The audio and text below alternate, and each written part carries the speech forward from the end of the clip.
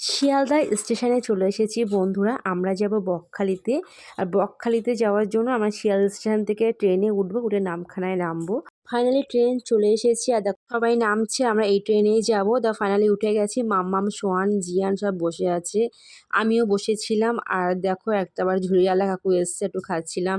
একটু হালকা করে পপকর্ন নিয়েছি, যেহেতু বাচ্চারা সাথে ছিল, ওদের তো সব কিছুতেই একটু না দিলে হয় না। তারপরে তো স্পেশাল ঘুগনিটা খুবই ভালো টেস্টি হয়েছিল। ট্রেনের ঘুগনি জাস্ট সেই ছিল। তোমরা তো জানো বন্ধুরা, ট্রেনে প্রচুর খাবার জিনিস সব কিছুই ওঠে। তো তারপর আমরা নেমে গেছি ফাইনালি। অনেকক্ষণ পর আমরা জাস্ট অল্পটুকুই তোমাদেরকে দেখালাম ট্রেনের ভিতরে। তো দেখো নামখানা স্টেশনে আমরা চলে এসেছি। এখান থেকে আমরা টোটো করে চলে যাব বকখালিতে। তো চলো ফাইনালি একটু হেঁটে এগিয়ে গেছি। তো টোটোতে উঠে আমি কথা বলছি তোমাদের সঙ্গে। তো ফাইনালি টোটোতে উঠে পড়লাম। টোটো খুবই স্পিডে যাচ্ছিল, তো একটু হালকা হিচি হয়ে গিয়েছিল। তো যাই, বকখালির ব্রিজ আর দেখো প্রচুর ট্রলার আছে মাছ ধরা, তো খুবই ভালো লাগছিল দেখতে। তো তারপরে বৃষ্টি হচ্ছিল খুবই, একটু মনটা খারাপ লাগছিল, বৃষ্টি হচ্ছিল তাই, যে একটা ঘুরতে এসেছি তাই বৃষ্টি চলে এসেছে। তারপরে আমরা ডাইরেক্ট চলে এসেছি রুমে। আর তোমাদেরকে রুমটা জাস্ট হালকা করে দেখিয়ে দিই। আমরা ছোট্ট দেখে একটা ঘর নিয়েছি, যেহেতু আমরা 4 জন গেছিলাম আমাদের বাচ্চাদেরকে নিয়ে, আর বেশি বড় রুম আমরা নিইনি। তো এটাও বেশ একটা রুম, আর মোটামুটি ভালোই ছিল। তোমরাও আসতে পারো, জাস্ট একটুখানি সমুদ্রের পাশেই এই রুমটা পাওয়া যায়। তো তারপরে চলে গেলাম সমুদ্রে। আমাদের সমান জিয়ান, আয়ার 3 জনের ছুটতে চলে যাচ্ছে। বকখালির সমুদ্রটা তোমাদেরকে জাস্ট পুরোটা একটু ঘুরিয়ে দেখিয়ে দিই।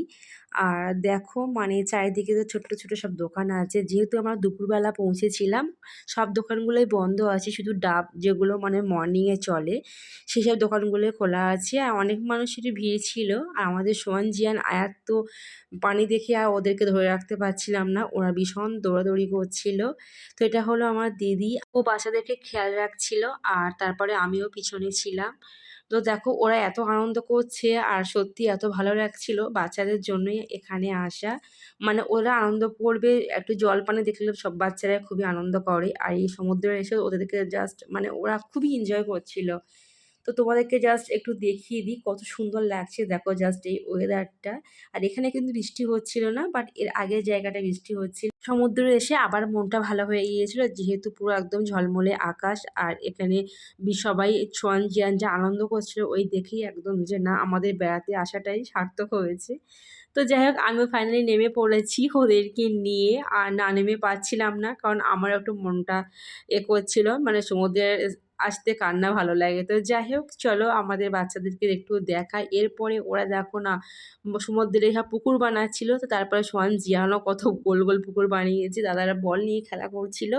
সবটা একটু একটু করে ক্যাপচার করেছি তোমাদেরকে দেখাবো বলে। তারপরে দেখো একটা খুব সুন্দর মুহূর্ত, যেটা কয়েকটা দাদা ছেলেরা মিলে দেখো সুন্দর করে নাচছিল।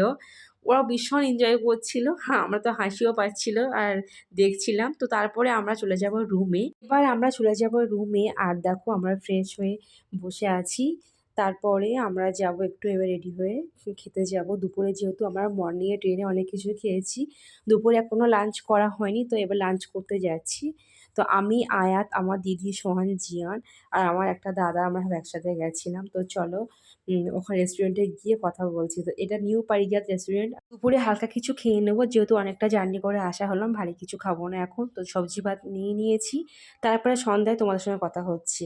সন্ধ্যায় সমুদ্রের ধারে জাস্ট সেই লাগে, প্রত্যেকটা জায়গায় চেয়ার দেওয়া আছে, তোমরা বসতে পারো অথবা নাও পারো, বসে টাকা দিতে হবে। তো দেখো একটু চারিদিকের পরিবেশটা ঘুরিয়ে দেখাই। আর এখানে তো প্রচুর সি ফুড আর সমুদ্রের মাছ নানা রকমের। আমরা ভীষণ তো সি ফুড খেতে পছন্দ করি।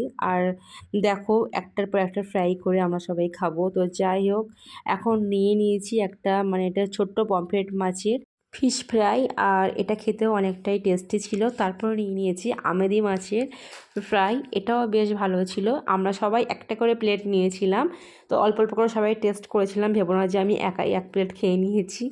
তো তারপরে তোমাদেরকে দেখাই একটু, আর একটু অন্য সাইডে দিদি সেই মাছ দেখছিল কোন ফিশটা তারপরে আমরা খাবো। তারপর অনেকটা কিছু খেয়েছিলাম, আর অনেকটা ক্যাপচার করা হয়নি। সোয়ান, জিয়ান খেলা করছিল, যেহেতু ওরা ফাঁকা জায়গা পেয়েছে, ওরাও ভীষণ আনন্দ করছিল।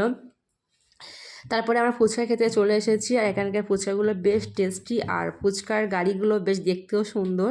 সোহান আর আয়াত দেখো সমুদ্রের ধারে রাতে দাঁড়িয়ে আছে।